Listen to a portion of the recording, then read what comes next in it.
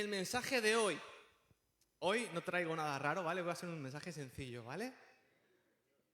No traigo materiales extras. Así que el título de hoy es La mente, el ring del cristiano. ¿Alguien ha hecho boxeo? Yo tampoco. Pero en el boxeo, el lugar donde se pelean, donde se enfrentan los dos luchadores, es el ring, ¿no? Y yo no sé si lo sabías, si te lo habían dicho, si no te lo digo ahora, estamos en medio de una batalla, ¿vale? O sea, estamos en una guerra trascendental entre el bien y el mal. Mira, ahí tiene una foto mía de cuando practicaba boxeo. Pero estamos en una guerra entre el bien y el mal, entre la luz y las tinieblas, entre el cielo y el infierno. Y déjame decirte que tú estás en medio de ello. Déjame decirte que los dos lados se pelean por poseer y apoderarse de tu alma. Ambos lados quieren que estés de su lado, de su bando. Y claro, cuando estamos en guerra muchas veces uno se pone a pensar, dice, bueno, hay que hacer las cosas con cabeza. Analizas primero al enemigo, ¿no? Analizas su estrategia, analizas cuáles son sus armas, el número de soldados que tiene su ejército, cuáles son sus recursos, su poderío, si tiene ayuda de otras naciones. Pero muchas veces olvidamos una cosa que es súper importante, que es el campo de batalla. De hecho, hay un libro muy conocido que habla de estrategias militares que a día de hoy se está y se sigue aplicando en guerras, en conflictos, que se sigue enseñando en escuelas militares de diferentes países, llamado El arte de la guerra, escrito por su autor que se llama Sun Tzu, ¿vale? Sun Tzu. Y en este libro dice lo siguiente el autor, se dedica a cómo enseñar estrategia, cómo enseñar a analizar. En otras palabras, es un libro en el que forma a los futuros generales, a los futuros líderes que llevan a todo un ejército hacia la guerra. Y en el capítulo 10 concretamente habla del campo de batalla y dice lo siguiente: la ventaja en una operación militar consiste en aprovecharse de todos los factores beneficiosos del terreno. Los generales que lo ignoren serán derrotados. Entonces, este autor empieza a desarrollar cuáles son los factores que te pueden beneficiar y cuáles son aquellos que te pueden impedir conseguir la victoria. Entre ellos, por ejemplo, te dice que siempre es mejor estar en la cima y atacar hacia abajo. Siempre es mejor tener el sol detrás y no delante para deslumbrar al enemigo. Siempre es mejor un terreno llano a un terreno en el que tú tengas que subir. Siempre es mejor un terreno sin accidentes geológicos a un terreno en el que hayan subidas y bajadas. Y a mí empieza a desarrollarlo, pero empieza con algo fundamental, que es conocer el terreno de batalla. Y eso lo desconocemos. Y ahora, porque yo te he explicado el título, pero la mente es el campo de batalla de todo cristiano. Es donde el enemigo ataca. Por eso Pablo, cuando empieza a hablar de la armadura de Dios, empieza el yelmo de la salvación. El yelmo es el casco.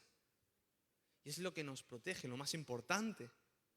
Tú cuando vas en moto o cuando vas en bici o cuando... Los que van en moto. Tú no tienes que llevar rodillera, no tienes que llevar un escudo. ¿Qué te proteges? La cabeza, porque es lo más frágil, es lo más delicado, pero al mismo tiempo es lo más poderoso que tiene un ser humano, porque es lo que lo controla todo. Y si el enemigo consigue apoderarse de tu mente, te va a poseer a ti, va a apoderarse de tu vida y de todo lo que ello engloba. Y para ponerte un ejemplo, para que veas la sutileza con la que el enemigo ataca. Hace un par de semanas estuve en una boda, la boda de mi prima, y estuvo guay, ¿no? O sea, tú sabes cómo son las bodas, ¿no? Una boda bien, ahí, comes bien, se pasa bien, ves a la familia. Y lo mejor fue pues que hacía mucho tiempo que no veía a muchos primos, a muchas primas, a tíos, tías, 5, 6 y hasta 10 años. Porque uno vive por Mallorca, el otro vive por Canarias, el otro vive por Tarragona y así, ¿no? Que ya va bien, ¿no? Para cuando toca irse de vacaciones. pero aunque no le sacó el provecho que podría, ¿eh? Pero claro, reencontrarse con la familia mola. ¿A quién no le gusta? Llegar hey, ¿qué tal tu vida? ¿Cómo te va? ¿Cómo están tus hijos? Pude ver a las hijas y a los hijos de mis primos que no los conocía o que los había dejado con 1 añito y ahora tenían 6 y decías, madre mía, sí que soy. Y ahí te sientes viejo. Mira cómo alguno me sonríe. Pero en esas conversaciones sale lo típico. ¿Qué has hecho con tu vida? ¿Qué tal te ha ido todo este tiempo? Y era fascinante porque a mi familia pues la ha ido bien y uno se alegra, ¿no? Dices, qué bien, mira, se lo han currado, han estudiado, tienen una buena situación económica, una buena situación familiar. Una era doctora, la otra veterinaria, el otro periodista, el otro era maestro. Y yo, qué bien, me alegro. Pero luego se acaba la boda y me vienen 2 palabras a la mente. ¿Y tú? ¿Y tú qué has hecho en estos 10 años? ¿Tú qué has estudiado? ¿Has podido progresar laboralmente? ¿Has podido crecer académicamente? ¿Tienes una carrera? ¿Tienes un máster? ¿Tienes un trabajo estable donde cobres realmente bien y te puedas vivir una vida cómoda? ¿Te puedas dar todos los caprichos que quieras? Porque tus familias sí. Tu familia, algunos ya tienen el piso pagado y tienen tu edad. Ya tienen la carrera acabada. Alguna tiene un máster. Otra tiene 2 carreras. Y viven bien, pero tú. 2 palabras. ¿Y tú? ¿Te das cuenta la sutileza con la que empieza a atacar el enemigo? Por eso hoy quiero hablarte de mi personaje favorito de la Biblia. Porque todos tenemos un personaje favorito. No vale Jesús, porque eso es obvio. Pero ¿cuál es tu personaje favorito? A ver. Josué, Moisés, Caleb, Daniel, David. Todos tenemos un personaje favorito. Yo te quiero hablar de uno que parece algo desapercibido, pero que su historia es impresionante. Lo que hizo Dios con esta persona, con este joven, hubo un antes y un después. Quiero hablarte de Juan Marcos. ¿Lo conocemos? ¿Sí? Perfecto, pues si todos tenemos la Biblia en mano, ¿me acompañas a Hechos 13, por favor? Hechos capítulo 13.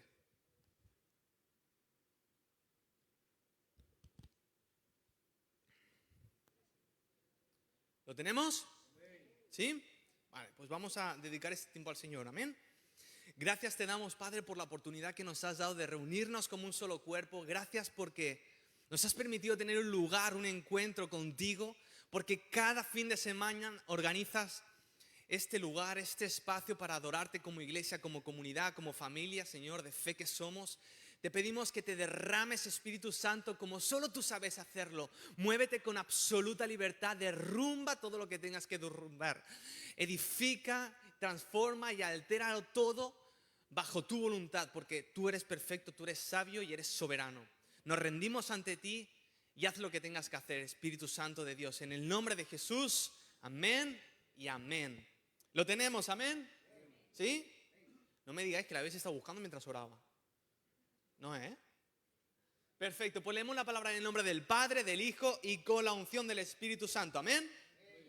Dice, había entonces en la iglesia que estaba en Antioquía profetas y maestros: Bernabé, Simón, el que se llamaba Níger, Lucio de Cirene, Manaén, el que se había criado junto con Herodes el tetrarca, y Saulo. Ministrando estos al Señor y ayunando, dijo el Espíritu Santo: apartadme a Bernabé y a Saulo para la obra a que los he llamado. Entonces, habiendo ayunado y orado, les impusieron las manos y los despidieron. Ellos, entonces enviados por el Espíritu Santo, descendieron a Seleucida y de ahí navegaron a Chipre. Y llegados a Salamina, anunciaban la palabra de Dios en las sinagogas de los judíos. Tenían también a Juan de ayudante. Ahora pasamos al capítulo 15, versículo 36, ¿vale? Si no, ya lo leemos de la pantalla. A ver quién va más rápido, ¿la pantalla o vosotros? ¿Lo tenemos?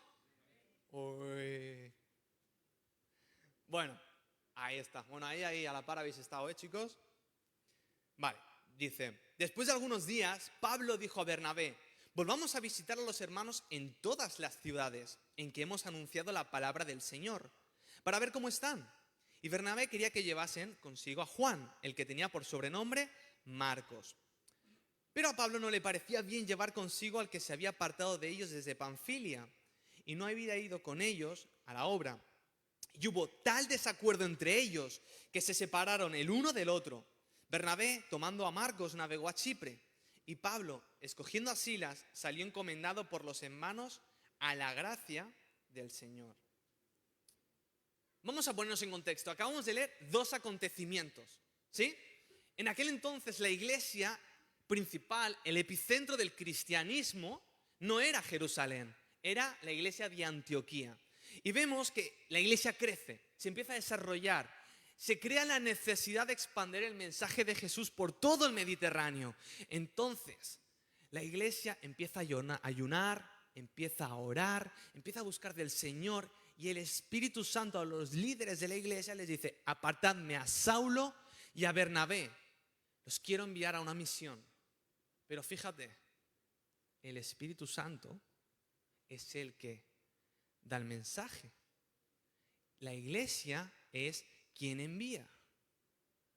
¿Ves la dinámica? ¿Sabes qué te quiero decir con esto? Porque tristemente hoy en día hay mucha gente que se envía sola. Hay muchos pastores que se autoproclaman pastores, que ni el Espíritu Santo ni ninguna iglesia los ha llamado a ser pastores. Y eso es peligroso, porque no es bíblico, no es la manera bíblica que el Señor utiliza para hacer iglesia. Lo correcto es la iglesia local, te plantes en una iglesia local. Si es la primera vez que viene, esto es una buena iglesia local. Si me está viendo por internet, plántate en una iglesia local. Si puede ser esta, mejor. Pero plántate en una iglesia local, porque es ahí donde empiezas a desarrollar tus dones, tus talentos, donde la comunidad y sobre todo el Espíritu Santo reconoce cuál es tu llamado, lo da a conocer, la gente lo respalda, y es la gente junto con el Espíritu Santo y dirigida por el Espíritu Santo la que te envía. Pero todo en la iglesia local, no por tu cuenta. Porque luego sí que es verdad que hay muchas iglesias que se han creado porque se han peleado. Me salgo de esta iglesia porque tuve un conflicto, pues monto la mía propia. Eso no es bíblico, hermano.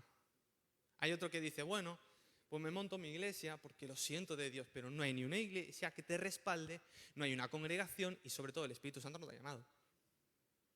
Las dos cosas van de la mano, Espíritu Santo y iglesia. Cerrando paréntesis, ¿vale? Porque esto era en paréntesis que quería dejar claro. ¿Quién era Juan Marcos? El que escribió el Evangelio, ¿no? Pero vamos a profundizar un poquito sobre la vida de este personaje. Juan, vamos a llamarlo Juan porque es muy largo, se había criado en la iglesia. Había ido a la escuelita, a la cuna. La iglesia se había empezado a desarrollar en la casa de su madre. Él conocía a los apóstoles, conocía a Jesús muy probablemente. Él había estado en el Pentecostés ahí presente. Él había visto cómo Pedro había sido liberado de la cárcel milagrosamente. Él ha visto sanidades, prodigios, ha visto la mano de Dios moviéndose con poder, ha visto gente hablar en lenguas, gente quedando quebrantada por el Espíritu Santo. Él ha sido testigo de todas esas cosas. Él ha ido de paso en paso, ha ido creciendo, ha ido desarrollándose en su iglesia local. Y ya no era un chavalillo, ahora ya era un joven, bien formado. Y no cualquiera. Fíjate que los mismos líderes le piden que los acompañe.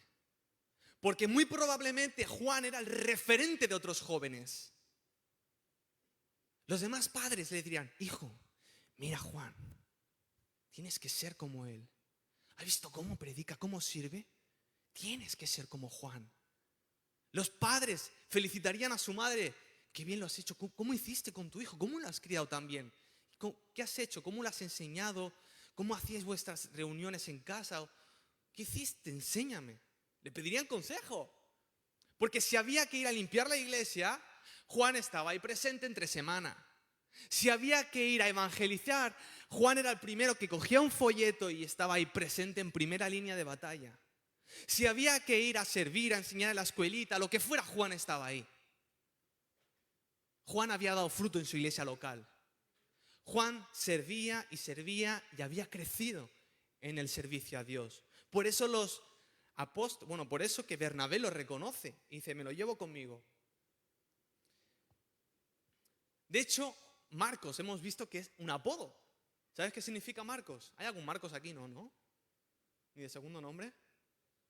Nadie, ¿no? Vale. Marcos significa martillo. Eso nos dice cuál era el carácter de este hombre, un carácter fuerte, enérgico. A mí me recuerda, no sé tú, pero un poco a Pedro. Pero algo pasó. Hemos visto que sale con ellos en lo que se conoce el primer viaje misionero de Pablo. Empiezan a visitar diferentes ciudades, pero en la tercera parada parece ser que algo no va bien. Se habían encontrado con un mago, Elimas, que no quería que el procónsul y que se convirtiera, que el líder de esa región escuchara el evangelio. No quería, y este mago se oponía al evangelio. Hasta que Pablo se cansa, lo confronta y se queda ciego. Pero es que eso no era todo, o sea, tú imagínate toda la persecución de los judíos, toda la persecución de los gentiles, las condiciones en las que tenían que viajar a pie, en barco, y como vimos la otra vez, Pablo no tuvo un viaje agradable, siempre donde iba Pablo habían problemas.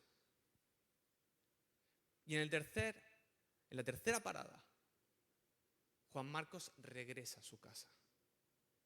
Los abandona. Abandona prácticamente el ministerio. Abandona prácticamente el llamado de Dios.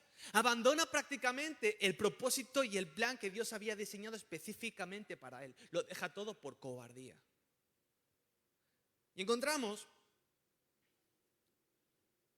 a quien era la promesa, el joven que tanto tenía que ofrecer, el joven que llegaría tan lejos, llegando a casa con un conflicto interno impresionante, con una guerra en su mente, con una batalla cargada de culpa, de vergüenza, con la que tenía que afrontar y con la que tenía que vivir. Y entró en el ring del cristiano. Entonces hemos dicho que primero tenemos que ver cuáles son las estrategias del enemigo. Si nos paramos a pensar, la estrategia fundamental que utiliza el enemigo para hacernos daño es alterar el valor de las cosas. Déjame que te explique. Desvaloriza lo importante y trascendental y sobrevalora lo efímero y superficial. ¿Ha quedado claro? Desvaloriza lo importante y trascendental y sobrevalora lo efímero y superficial. ¿Recuerdas a Jacob y Esaú? Era un buen cocinero, ¿no? Jacob. Dice la palabra que Jacob era el hijo menor, que Esaú era el que tenía la bendición por ser el primogénito, una bendición especial de parte de Dios que su padre le iba a dar a él. Pero dice la palabra que Esaú venía cansado del campo, de trabajar, y le apetecía pues unas lentejas. Entonces Jacob, que era un poquito especial, el usurpador, pues estaba esperando ese preciso momento. Dijo, yo quiero esa bendición. Voy a esperar a que mi hermano venga cansado, le voy a preparar un banquete y le voy a decir, si me das tu primogenitura, ¿has visto estas lentejitas a la riojana? Para ti. Entonces viene Esaú, tengo hambre, mamá, ¿me has preparado algo? No, todavía no. Hermano, yo te he preparado algo. Vale, dame. ¿Te lo imaginas comiendo? Y de repente Jacob, esto es tuyo, ¿me das tu primogenitura? Sí, lo que tú quieras. Yo me lo imagino así. Pero luego llega la bendición, se la lleva Jacob, porque engañan a su padre, porque su padre ya estaba un poco ciego, se pone bello así de animal, se hace pasar por su hermano, y cuando llega Saúl, me toca... No, pero ya se le ha dado a tu hermano. ¿Y todo por qué? Porque en su momento dio más valor a la comida, a un efímero plato, que a una bendición eterna. Le restó valor a la bendición y se lo dio al plato de comida. Y así es como actúa el enemigo. El otro día estaba escuchando una entrevista y dicen que el mal que tiene la paternidad, uno de los factores que más daño está haciendo a la paternidad, es que los padres dan más valor a lo material, a lo económico para dar a sus hijos, que a estar tiempo con ellos. Y eso está provocando desastres en la familia, hijos rebeldes, hijos que no quieren saber nada de sus padres, familias divididas. ¿Y todo por qué? Porque los padres dan más valor al dinero, que sí que es importante y que sí que lo tiene, pero no tiene más valor que el tiempo que puedas pasar con tu hijo. Otro ejemplo, y este es fuerte, pero por amor necesito decírtelo. Cónyuges que dan más valor a una aventura que a su propio matrimonio. Es fuerte, pero pasa. ¿Cuáles son las consecuencias? Que luego llega la realidad, luego llega el momento en el que llegas a por tu bendición y te das cuenta que ya no está. Que por darle valor a lo que realmente no lo tenía, te has quedado sin. Por eso seamos astutos, seamos sabios y sepamos anticiparnos a ello. Y sepamos dar el valor a las cosas que realmente lo tienen. ¿Amén, iglesia? ¿Sigues conmigo, no? Pero es que lo peor es que también ataca de la misma forma tu identidad. Intenta o ensalzarte o bajarte.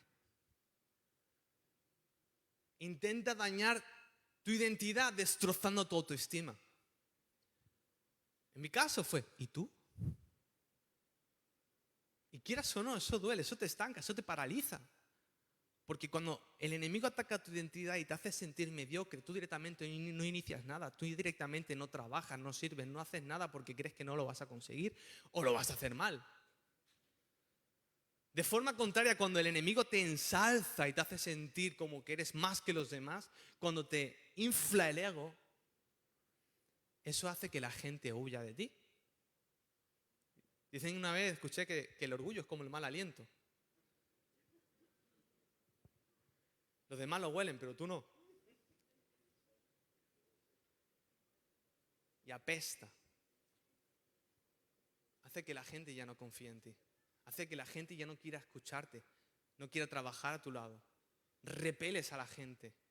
La echas de tu lado prácticamente. ¿Y cómo vas a servir a la gente si la estás echando de tu lado? Cuando el cristianismo es, todos conmigo, venga. No todos lejos de mí, no. Aparte el orgullo. Por cierto, hay más de 22 versículos que hablan de ello. Te aparta del Señor. Y para servir a Dios necesitas estar cerca del Señor, no lejos. Porque dice su palabra que Dios resiste al orgulloso. Dios aborrece al orgulloso.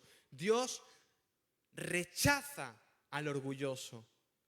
Y no lo dice solo un autor, lo dice Pedro, lo dice Santiago, lo dice el rey David, lo dice Isaías, Samuel, entre otros. Y todos llegan a la misma conclusión. Dios rechaza, resiste y aborrece al orgulloso. Por algo será, ¿no? Pero sabiendo esto, sabemos cuál es su estrategia, sabemos cuál es el campo de batalla, ¿cómo podemos nosotros actuar? ¿Cuál es nuestro papel? Porque está bien que nos diga el Señor que hay una batalla, pero también estaría bien que nos diga, bueno, ¿cómo la afrontamos, no? ¿Cuáles son las armas a nuestro favor? Primero, detecta y captura el pensamiento nocivo. Porque cuando un pensamiento nocivo, por pequeño que sea, entra en tu mente, se inicia un bucle, se inicia un ciclo de autodestrucción al que se le van añadiendo otros pensamientos, se van añadiendo otros argumentos. Tú sabes la bola de nieve que empieza pequeñito y poco a poco va creciendo y creciendo, y cuando te das cuenta ya te estás autodestruyendo y estás en un estado tan lamentable que no te reconoces. Por eso detecta y captura el pensamiento nocivo. Por eso es importante además que no hables con la serpiente. ¿Cómo empezó? ¿Cómo entró el pecado en el mundo? Por una conversación. Estaba Adán y Eva en el huerto ahí comiendo fruta, porque no comían animales entonces. Estaban paseando, estaban trabajando en el huerto, porque trabajaban en el huerto, no estaban todo el día tomando el sol. Adán me estaba poniendo nombres a las cosas. Y de repente viene la serpiente, la pilla a Eva. ¡Ey! Con que Dios os ha dicho que no comas este fruto, ¿no? Claro, si Eva hubiera dicho, no quiero saber nada de ti, Dios me ha dicho que no hay punto. Qué diferente hubiera sido la historia, estaríamos todos en el huerto de Edén y no tendríamos que trabajar. Pero la historia no fue esta. Eva dio paso a ese pensamiento, a esa conversación. Fíjate, qué sutileza. Con que Dios te ha dicho que no comas de aquí. Simplemente repitió el mandato de Dios. No le dijo, ¿y por qué sigue haciendo caso a Dios? Ignóralo, peca, pasa de él, desobédecele. No, fue sutilmente, con una pregunta inocente. Y ahí fue que cayó. Ahí fue que empezó. Porque claro, a través de esa pregunta, seguramente Eva pensaría, ¿y qué sabor tendrá esta fruta? Que por cierto no es una manzana. ¿Qué sabor tendrá? ¿Y por qué Dios ha dicho que no lo comamos? ¿Será que realmente está tan buena que me quiere privar de ello? ¿Y cómo será su textura? ¿Y si hago zumo, qué sabor tendrá también? Todos esos pensamientos entraron por una simple e inocente pregunta.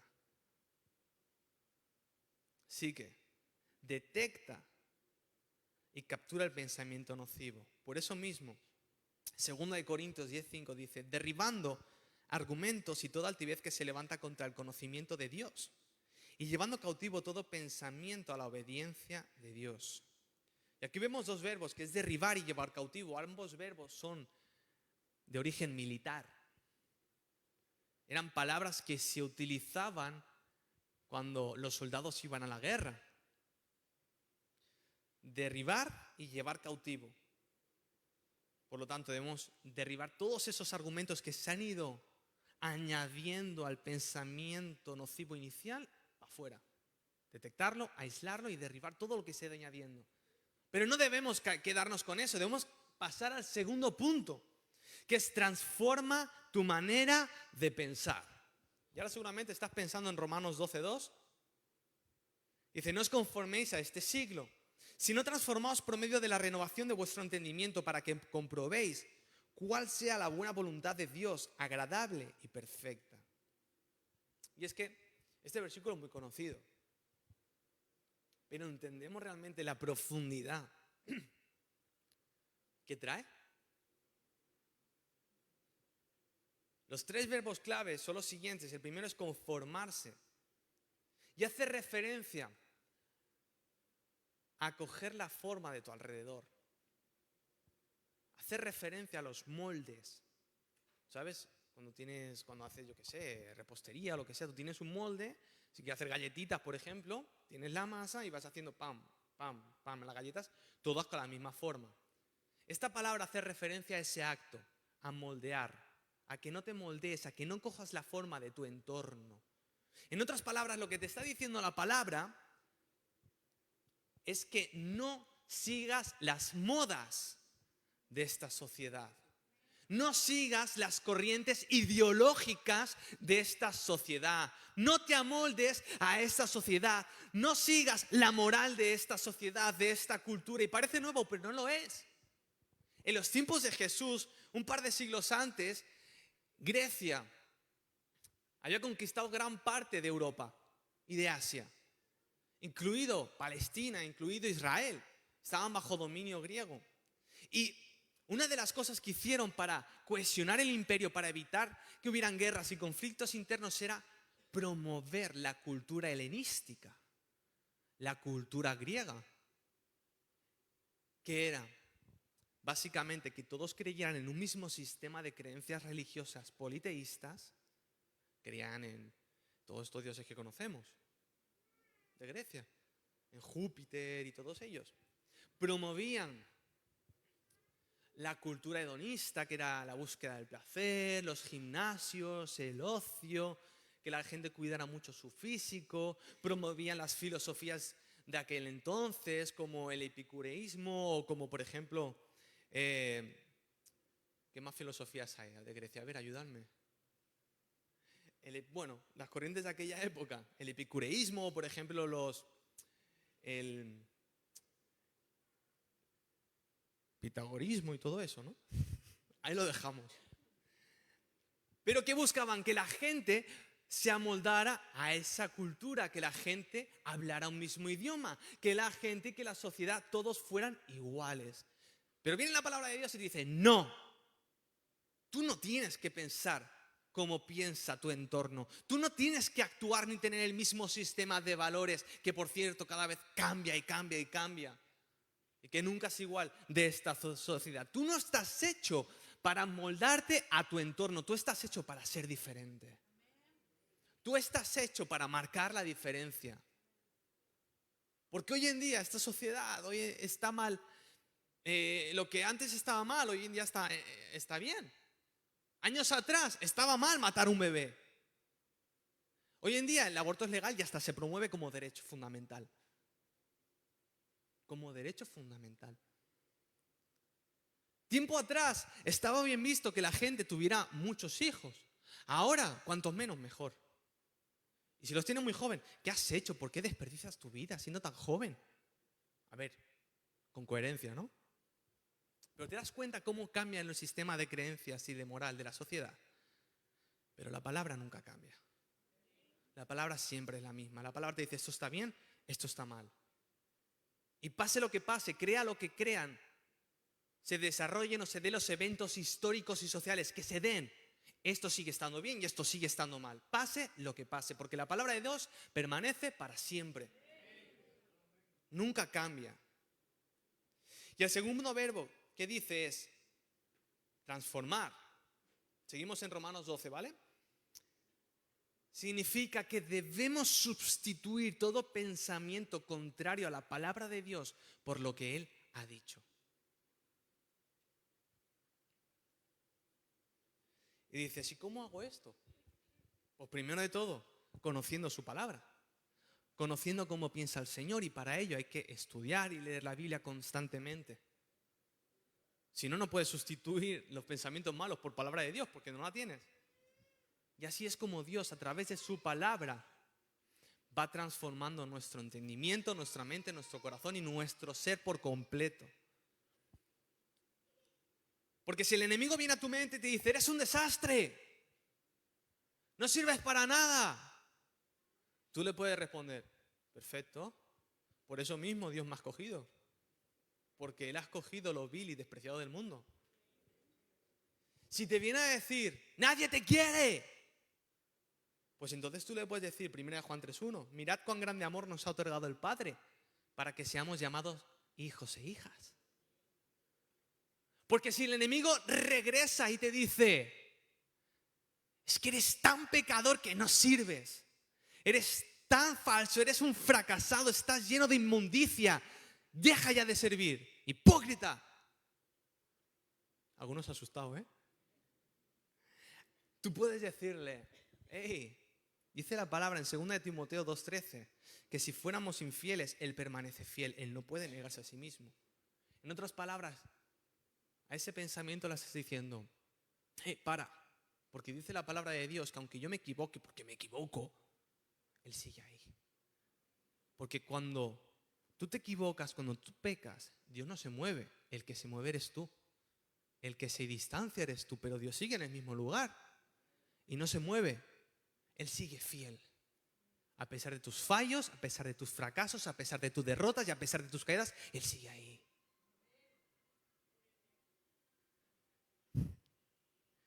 Pero qué bueno es que siempre podemos dar ese paso para regresar a casa. Siempre podemos dar ese paso para volver a Dios. Arrepentimiento, ¿no? No todo está acabado. Y tercer punto, ¿cómo debemos actuar? ¿Cómo debemos luchar dentro de esta batalla mental y espiritual? Reenfocarnos. Dice la palabra de Dios en Colosenses 3:2. Si pues habéis resucitado con Cristo, buscad las cosas de arriba, donde está Cristo sentado a la diestra de Dios. Poned la mira a las cosas de arriba y no en las de la tierra, porque si no nos deprimimos. Para ello deberíamos responder, ¿dónde estaba yo antes de pasar por esta batalla? ¿En qué estaba? Ya hemos pasado por la batalla, pero no queremos seguir en esa batalla, ¿no? ¿Dónde estaba? ¿En qué estaba sirviendo? ¿Cuál era el propósito que Dios me había revelado? ¿En qué estaba? ¿En qué parte del reino yo estaba ayudándolo a progresar, a desarrollar? ¿En qué parte de la iglesia local yo estaba ahí ayudando, trabajando? Retomarlo, enfocarlo. Porque eso es lo que nos va a sacar de ese ciclo autodestructivo. De hecho, cuando tú tienes depresión, una de las cosas que te recomiendan es que te pongas a hacer cosas, que proyectes. Recuerdo un libro que leí que era de Viktor Frankl, el creador de la logoterapia. Él estuvo en un campo de concentración, era judío, y vio la miseria humana, vio la maldad extrema, vio cómo la gente al final de sus días lo pasaba, pero mal no, lo siguiente, cómo eran torturados, vejados, humillados, los dejaban morir de frío, cómo la gente pasaba hambre. Y él se dio cuenta de una cosa, que no sobrevivía al más fuerte, no sobrevivía al más grande, no sobrevivía al que mejor se alimentaba. Que la persona que sobrevivía es la que estaba enfocada en el después de ese proceso. Que la persona que conseguía superar esa etapa era aquella que tenía planes para después del campo de concentración. Estuvo en Auschwitz, uno de los peores campos de concentración nazis. Por eso, él desarrolló a raíz de todos esos conocimientos empíricos que había ido consiguiendo y aprendiendo lo que llamaba la logoterapia. Cuando venía un cliente o un paciente, mejor dicho, con depresión, él muchas veces le decía, ¿y por qué no te has suicidado todavía? Imagínate, va al psicólogo y te dice eso. Y ahí él decía, empezaba el paciente a decir, no, porque tengo hijos, quiero hacer esto, quiero hacer lo otro. Entonces, el psicólogo Viktor Frankl conseguía conducir eso y hacer que la persona se reenfocara en lo que estaba antes de aquella depresión. Y así era como conseguía que la gente saliera de esas patologías mentales y de aquellas batallas. Reenfocaba a la gente en su llamado, en su servicio, en lo que estaba antes de pasar por eso. Y aquí la palabra de Dios nos dice que nos reenfoquemos en lo que Dios nos había llamado antes de aquella batalla. ¿Amén? Entonces, si te preguntaran de qué fue el mensaje de hoy, ¿con qué te quedarías? Uy. La mente es el campo de batalla de todo cristiano. Para luchar correctamente debemos detectar y capturar el pensamiento nocivo, transformar la manera de pensar y reenfocarnos. Pero nos hemos dejado un poquito apartados a Marcos, ¿no? ¿Alguien quiere saber qué le pasó a Marcos? Pues abandonó la iglesia. No. No sé si me pueden acompañar con un poquito de una instrumental suavecita. ¿Sí? Porque vamos a ser sinceros y transparentes. Todos hemos sido Marcos alguna vez, o más de una vez. Muchas veces la gente ha puesto expectativas en nosotros, ha depositado su confianza en lo que nosotros podríamos lograr. En muchas ocasiones la gente esperaba que llegáramos a tal punto, que lográramos tal estudio, que llegáramos a tal nivel en el ministerio, que fuéramos un gran padre, una madre increíble, impresionante. Pero para ser claros, muchas veces no hemos estado a la altura. Muchas veces hemos fracasado como padres, como madres, como siervos de Dios, como hijos. Y eso duele. Saber que has fracasado, saber que has hecho daño a gente que amas, duele ser consciente de ello. La culpa, la vergüenza, él, si tan solo hubiera hecho esto otro, si hubiera aprovechado el momento, si hubiera tomado esta otra decisión cuando podía, y ahora no puedo. Duele y quedan heridas. Quedan heridas que aun siendo joven, anciano, adulto, están ahí. Porque más de uno seguro que ha defraudado a sus padres. Marcos tuvo una durísima batalla que enfrentar. Era la esperanza, era el referente, el ejemplo de su congregación. Pero ahora volvía como un fracasado, volvía como un cobarde, cabizbajo, derrotado, humillado. ¿Con qué cara regresaría a la iglesia donde tanto lo admiraban? Pero allí había una iglesia que no negaron la realidad, porque el que te ama te corrige. Y había una iglesia que dijeron: Marcos, no estuvo bien que los dejaras. Marcos, te equivocaste. Pero después de abrazarlo y de llorar juntos, muy probablemente, pero Marcos, el Señor sigue confiando en ti. No importa cuán bajo hayas caído, el Señor sigue contando contigo. Marcos, no te desanimes. Seguimos creyendo en lo que Dios puede hacer a través de tu vida. Seguimos creyendo que Dios tiene un plan, que Dios tiene un propósito contigo y que vas a ser de bendición para las naciones. Marcos, no te desanimes. Había una iglesia que lo abrazó, que lo llenó de esperanza, que lo corrigió, lo confrontó, pero el amor nunca desapareció de esa confrontación ni de esa corrección. Marcos, finalmente, fue discípulo de Pedro. Pedro tenía un carácter muy parecido. Era: sí, Señor, yo voy con todo. Señor, venga, vamos, camino sobre las aguas. Señor, donde tú vayas, allí estaré yo. Pero luego cuando tocaba ser valiente, no, yo no conozco a Jesús. ¿Quién es ese? No, y estaba muerto de miedo.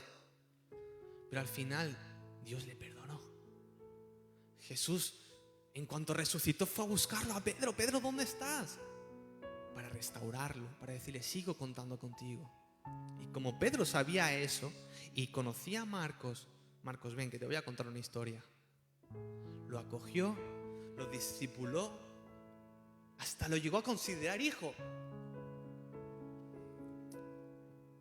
Y Pablo, que en su momento dijo: no quiero que venga más conmigo, en su última carta, a punto de morir, le escribe a Timoteo: Timoteo, por favor, quiero ver a Marcos, porque es útil, es necesario, apoya el ministerio, apoya a la iglesia y es de gran bendición para los hermanos.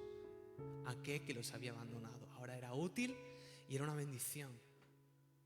Marcos, como sabemos, escribió el segundo evangelio, que dicen los historiadores que fue el primero en ser escrito. Ya después vino Mateo y ya luego vino Lucas y por último Juan. Pero aquel que había sido un cobarde acabó siendo obispo y pastor de la iglesia de Alejandría, y entre el año 64 y el año 68 murió como mártir. Dio su vida por el evangelio. El cobarde, aquel que se había rendido a la mínima prueba, al final de sus días murió como un héroe. Y no de cualquier forma. Dicen los historiadores, porque no está en la Biblia, que cogieron unas cuerdas, se las ataron al cuello, lo agarraron y lo ataron a un caballo, lo empezaron a arrastrar por toda la ciudad, y como vieron que sobrevivía, al día siguiente volvieron a hacerle lo mismo hasta que murió. Porque después del primer día seguramente le dijeron: Marcos, te rindes, rechaza el evangelio, rechaza a Jesús, ríndete. Pero seguro que Marcos dijo: no, yo doy mi vida por Cristo. Y al día siguiente murió. Y al día siguiente murió aquel que había sido un cobarde. Marcos tuvo una batalla en su mente, pero salió victorioso. Porque con Cristo la victoria está asegurada. Amén. Gracias, Señor, te damos por este día que nos has regalado. Gracias por tu palabra. Gracias por todo lo que nos has enseñado, por el tiempo de adoración, de alabanza. Gracias por todos los hermanos y hermanas que han hecho posible esta reunión, Padre. Por todos los que han estado sirviendo durante la semana, tiempo antes de abrir las puertas del local. Los que se quedan después de que acabe esta reunión para que todo siga fluyendo y podamos seguir reuniéndonos y congregándonos. Gracias por todas esas manos que sirven. Espíritu Santo de Dios, te pedimos en esta mañana que sanes cada herida de nuestra mente, que arranques de nuestra mente todos aquellos pensamientos que durante años nos han atacado, aquellas etiquetas que han querido definirnos. Arráncalas, sustituye la etiqueta de fracasado, de mediocre, de inútil por la de hijo de Dios, porque tú nos has llamado a ser hijos e hijas. Porque tú redimes el fracaso y lo conviertes en victoria. Porque en tu nombre vamos de gloria en gloria. Gracias, Padre. Te pido por favor, Espíritu Santo, que toques cada corazón y cada mente y que entiendan cada persona, los que estamos aquí, quiénes somos en ti, quiénes somos por ti y de lo que podemos llegar a ser gracias a ti, Señor. Gracias, Padre, en el nombre de Jesús. Amén.